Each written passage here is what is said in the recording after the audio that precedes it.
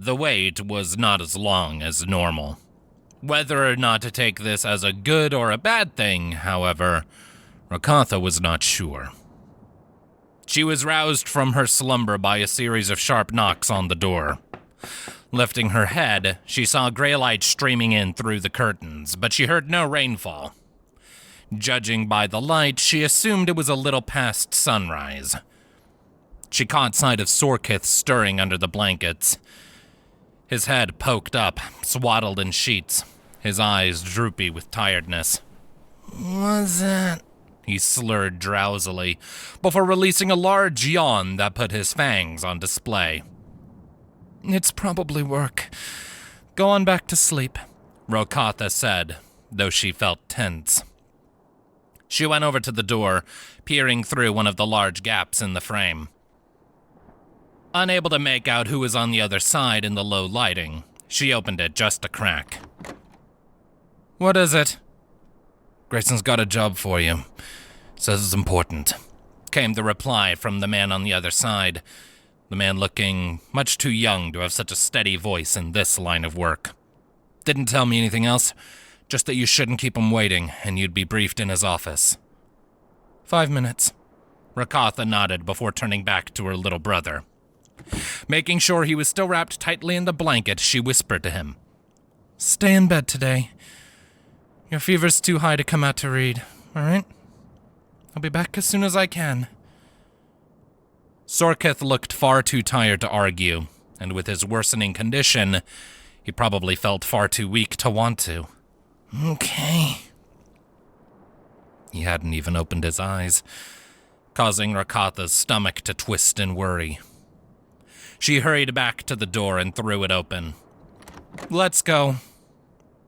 The man on the other end gave a sharp nod, spun on his heel, and started off at a brisk pace. Rro'katha cast Rro'katha one more worried glance before closing and locking the door. It didn't take long for her to get the impression that the man leading her hadn't been kidding about the importance of the assignment. Even with her far longer legs, she was having to put on a brisk pace to keep up. The man was in a hurry.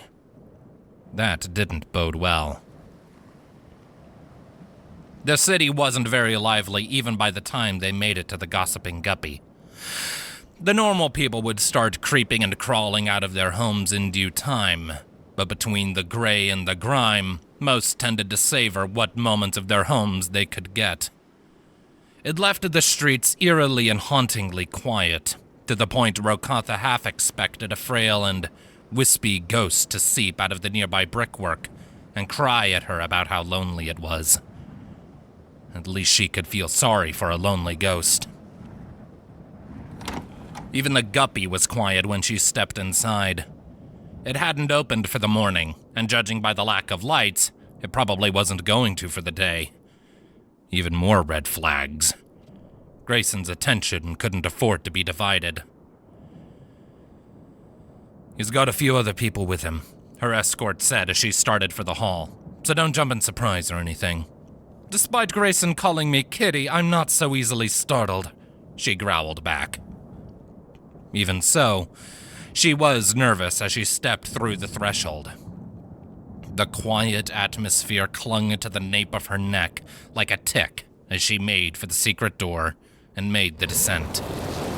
As her escort said, there were 2 more people waiting for her along with Grayson in the basement, a dwarf and a human, both looking to more or less share the same position in Grayson's roster.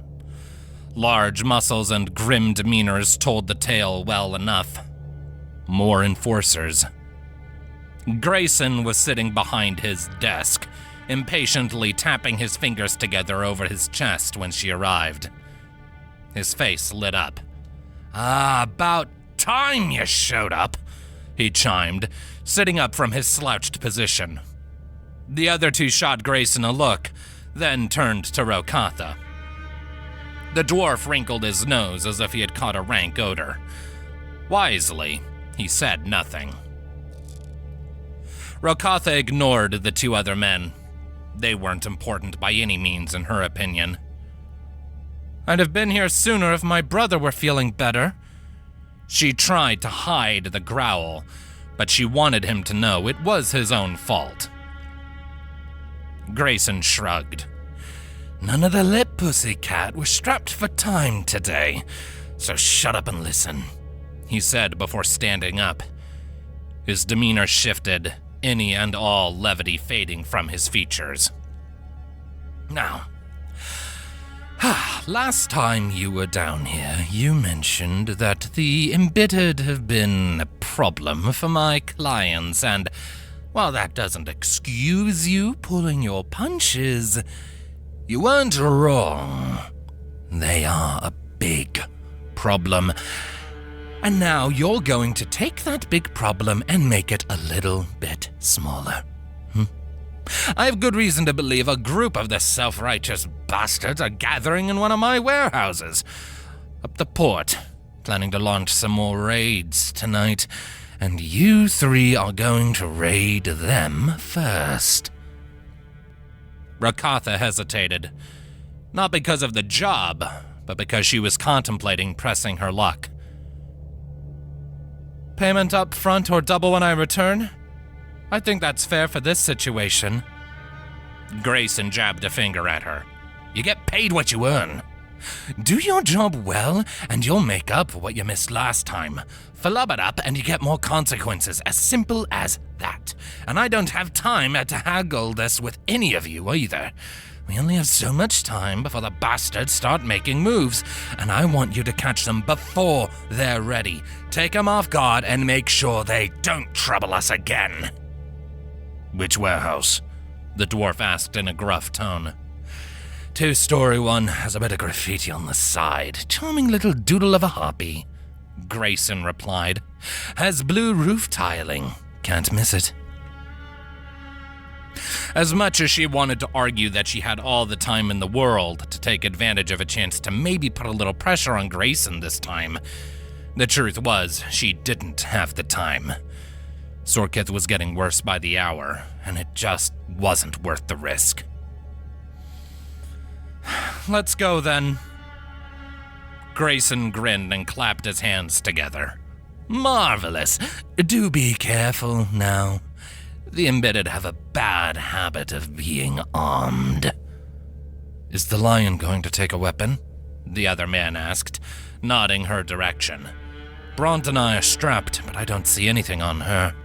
She's a lion, you daft punk, Bront said, marching over to smack his buddy on the hip. Claws and teeth, muscles as thick as redwoods. She'd fold you like a pretzel. The man scrunched up his nose at Bront, then turned to Rro'katha. Got a name? He asked before jabbing a thumb against his chest. Mine's Hector. Does it really matter? Rro'katha snarled. We don't have time for small talk. Hector shrugged. Lion it is, he said nonchalantly. Yes, you can all make friends later. Grayson dismissed with a wave of his hands.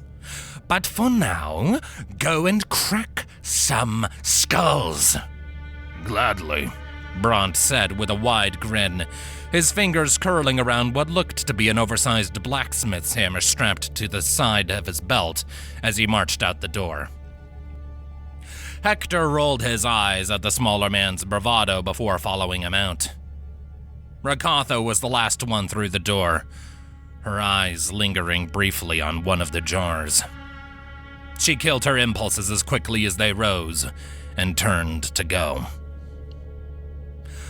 While last to leave, as soon as they were out of the secret basement room, she powered past the other two. She didn't even pay attention to if they were able to keep up with her or not. The warehouse wasn't that far, and she wanted to get things over with as soon as possible. There were two reasons for such urgency. One was, of course, her brother. The other was that she didn't want to lose her nerve on the way there. The embittered were formidable enough to make her think twice about confronting them normally, even if she had never encountered them personally before. Coming up on the building, she paused long enough for the dwarf and the human to catch up to her. So how we playing this? Bront mumbled, fidgeting with his hammer. Just kicking in the door and start splitting heads? We'll be splitting heads pretty soon no matter what, but just kicking in the door isn't likely to do us much good, Hector countered. These are the embittered, not a mewling debt monkey. I say we try to sneak in. Maybe from the roof? Bront grunted. You're no fun. I'm smart. You're dull. You're dumb. You're both annoying, Rro'katha cut in. Hector can go in the roof, Bront can kick in the door, and I'll go through a side entrance to back him up. Sound good? The two shared a glance, and Bront grinned. I think I like this cat. Hector rolled his eyes and started for a nearby building. Just don't forget what happened last time. Bront's face turned red, and he stomped his boot. What? Are you stringy cock? Isn't that what she said about you? Bront spluttered incoherently for a few seconds, drew his hammer, and started walking in a grumpy huff for the front door. The Rro'katha rolled her eyes and slunk around to the side of the building. It was hard to be stealthy when one was as large as she was, large even for her kind, but her padded feet made it so that her footfalls were nearly silent, and she knew Jagged Gale like the back of her hand. Slipping through the early morning shadows, she got into position at the back corner of the building and waited for the dwarf to crash through the main door. The wait was a long one, or at least that was how it felt. Some moisture had collected on the corner of one of the nearby rooftops, dripping steadily down into a shallow puddle. The steady ploink, ploink, ploink was like the ticking of a clock, a nondescript measurement of time that soon became her only clue of its passage. And then there was the crash and splintering of wood, accompanied by a loud and guttural shout. Startled cries sounded from the other side of the door. It was time. She opened the door she was next to and rushed in, ready to get a surprise ambush from behind. There was someone on the immediate other side. They had spun around to face Bront as he burst in, leaving their back to Rro'katha. Their hand was flying for a sword belted at their hip, only partially concealed by a worn green cloak. He seemed to hear the door opening and began to turn toward her, eyes flying wide. She left him no time to cry out or say anything. Her hands flashed out, grabbing hold of his mouth and shoulder. He squirmed for a fraction of a second before she turned and drove his head hard into a supporting wooden beam. The wood buckled and cracked under the force of the blow, and the embittered fell limp in her hands. Dropping him to the floor, Rro'katha quickly scanned the environment so she could form a battle plan. The warehouse wasn't a large one, with an open space in the middle that was primarily occupied by a large, covered wagon. Boxes and crates were piled up along the walls, with more being housed on a second level that was mostly made up of a solid wood balcony that wrapped around the entirety of the interior. Bront had bashed his way in through the large main door where a horse could bring in wagons of supplies, and his hammer had already cracked into the lower ribcage of another embittered, sending them crumpling to the floor with a scream of pain. "Ambush!" A woman's voice shouted from somewhere above, shrill and accented. "Boss?" A second woman's voice answered from almost directly over Rro'katha's head. "Take them out!" It was deeper, far more authoritative, and almost sent a chill down Rro'katha's spine. Something primal in her brain told her to be wary of whoever that voice belonged to. A point that was made far more real when she heard a brief scuffle overhead, followed by a horrifying snap of bones. A second later, Hector fell over the railing, his head turned at a horrific angle. Rro'katha blanched in shock. "So much for being smart." With a shake of her head, she rounded the corner of the wagon as two more of the embittered were backing Bront into a corner. As one of them raised his sword to bring it down on the opening in the dwarf's defenses, she grabbed his wrist. With a quick jerk, she snapped it in her grip and yanked him backwards. There were a few crunches in his back as she drove her knee into his spine, and she let him fall screaming in agony. The shrieks of surprise and pain distracted his companion enough for him to turn and come face to face with Rro'katha. She drove her forehead into the ridge of his nose, causing him to stagger back into the waiting dwarf's backhand swing with his hammer. As the body fell out of her line of sight, something new revealed itself to Rro'katha.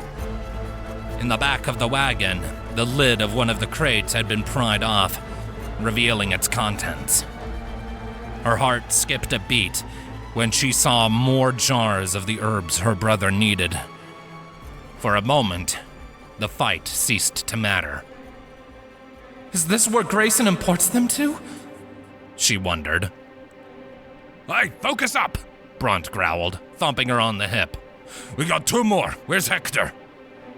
The thump on her solid muscles did little to get her attention, but the thought of the other voice made his words make it through regardless. Hector's dead.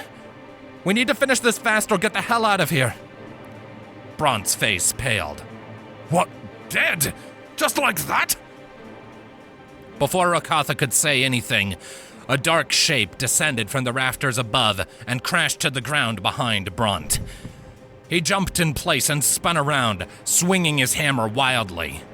An armored hand grabbed his wrist before he was even done turning and twisted. He barely had time to open his mouth to scream before the same armored hand clamped over his mouth and was joined by its twin on the back of his head.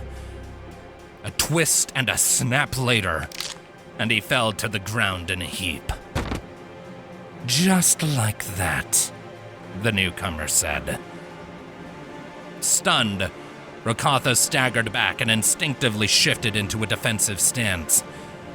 The one who just broke Brunt's neck, the one whose voice had preceded Hector's demise, looked up at her. It was another Rythar. But unlike Rro'katha, this one was clad in fine steel armor, stained dark seemingly on purpose with soot and charcoal. On her shoulders and breastplate, one could see the metal had twisted and warped as if under great heat, burning away most of what once was there. It was barely recognizable as the symbol of Jagged Gale itself, or rather, the coat of arms belonging to its count. Adding to the imposing sight of the fellow hunter were the numerous battle scars crisscrossing the woman's face. Up above, a human woman with a head of wild, curly red hair came up to the guardrail and looked down. All clear up here. No one else. Need any help, boss? The Rythar didn't take her eyes off of Rro'katha. "No," she said plainly, a hand reaching for the sword sheathed at her side. "This one is mine." Rro'katha felt her pulse quicken. She was larger and younger than the Rythar before her, but her instinct screamed that she would not win. She knew it was foolish to take her eyes off of such a dangerous opponent, but she turned and looked at the crate in the wagon again. It steeled her resolve enough to swallow her fear. She had promised herself she wouldn't let Sorkith down. Hunching like a beast of the wilds, she growled at the other Rythar and pounced. A scraping of steel heralded the sword flying free from its scabbard. Instead of bisecting Rro'katha at the waist, however, the pommel found a new home deep in her gut, pushing the air out of her as she folded over it like a wet sheet of parchment. Her adversary lifted with her legs, carrying Rro'katha up before slamming her down into the dirt. The woman looked down at her, expression focused and unreadable.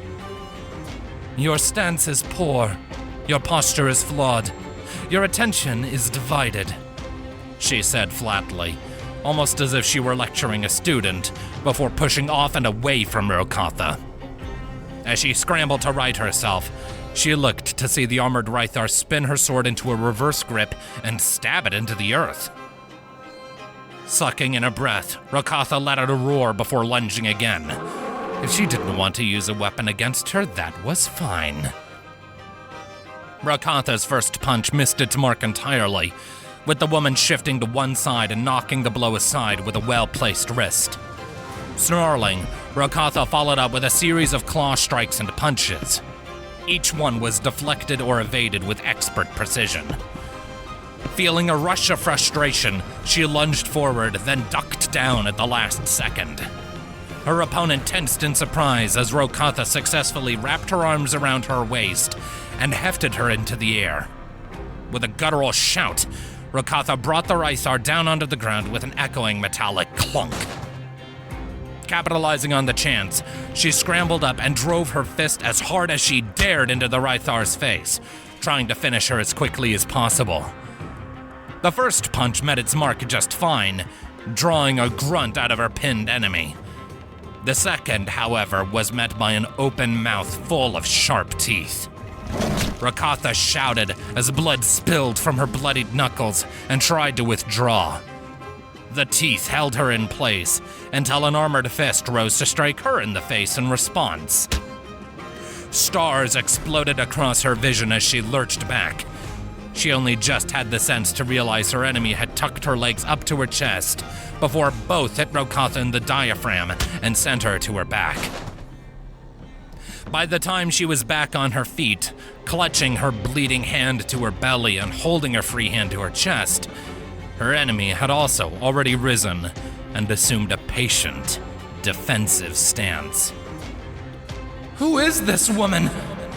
she asked herself as she took a step back. She was fast, tough, and evidently far more experienced than Rro'katha was. She wanted to run, but she knew she couldn't. "Why do you hesitate?" the other woman asked, pulling Rro'katha from her thoughts. The woman's stance was firm, but her head had tilted in curiosity. "You are the challenger. The right to attack is yours. Or do you concede defeat?" Trying to level her breathing, Rro'katha glared at her. "Not on your life." The woman frowned. "Then attack." Her muscles winding up again, Rro'katha sprang in for another strike.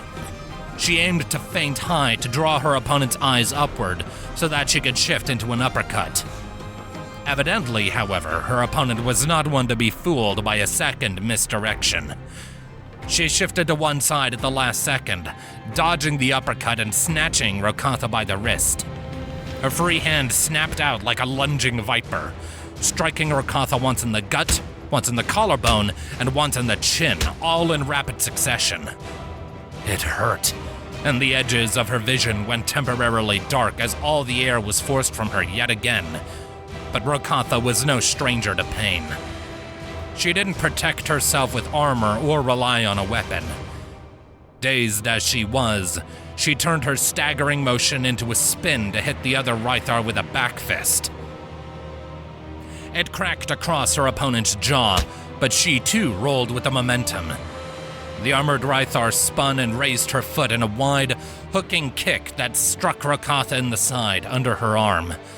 The force of the blow sent Rro'katha crashing to the ground once more, and she barely managed to get to her hands and knees. Once again, her enemy assumed that defensive stance. "Last chance," she said firmly. "Make it count." Rro'katha clutched at her ribs, trying not to let tears of frustration and fear cloud her vision. Last chance? For what? Why was she toying with her? Punching the ground, she let out another bestial snarl and jumped up. Instead of going straight for the older Rythar, she leaped up onto the wagon, using her momentum to jump even higher before twisting in the air to bring herself down onto her opponent. She heard the older Rythar say something in a language she did not know, but judging from the sharpness of her tone, it was probably an expletive. Then she crashed into the armored Rythar, and Rro'katha's muscle-bound weight drove her into the packed dirt floor of the warehouse. "Atana!" the woman up above shouted. Taking the opportunity, Rro'katha scrambled to keep her opponent, Atana, pinned. She jammed the elbow of her bleeding hand into Atana's throat and put all of her weight into it, trying to choke the life out of the armored individual. Her free hand, meanwhile, punched over and over into Atana's breastplate, trying to find a gap. Her mind was numb. She just needed this fight to end. Would she be able to take the human after this? Would it be better to just take as many jars as she could carry and run? As her thoughts boiled over, her hits got lighter and lighter as she lost focus once again. Just die! Please die!